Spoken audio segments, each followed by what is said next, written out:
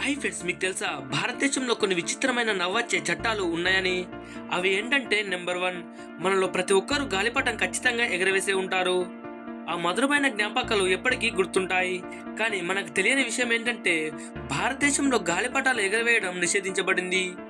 భారత విమాన చట్టం ప్రకారం గాలిపటాలు ఎగరవేయడం చట్టరీత్యా నేరం. ఒకవేళ అలా ఎగరవేయాలనిపిస్తే పర్మిషన్ తీసుకోవాలి, లేకపోతే జైలుకి పంపిస్తారంట. నెంబర్ 2, భూసేకరణ చట్టం ద్వారా భూస్వాముల నుండి పెద్ద మొత్తంలో భూమిని తీసుకొని దానిని ప్రభుత్వ సంస్థలుగా భవనాలుగా ఉపయోగించుకోవడం. నెంబర్ 3, ఆత్మహత్య చేసుకోవడం చట్ట ప్రకారం నేరం. ఆత్మహత్య ప్రయత్నం చేసి ఎవరన్నా పట్టుబడితే జైలుకి పంపడం ఖాయం, ఎందుకంటే వారు తమ ఆత్మను హత్య చేస్తున్నట్టు. నెంబర్ 4, 1878లో టెజెటో చట్టం రూపొందించబడింది. అది ఏంటంటే ఒక వ్యక్తికి దొరికిన నిధి 10 రూపాయలైనా సరే వెంటనే వాళ్ళు కలెక్టర్కి తెలియజేయాలట, లేకపోతే అది చట్ట ప్రకారం నేరం, శిక్షకు అర్హులు.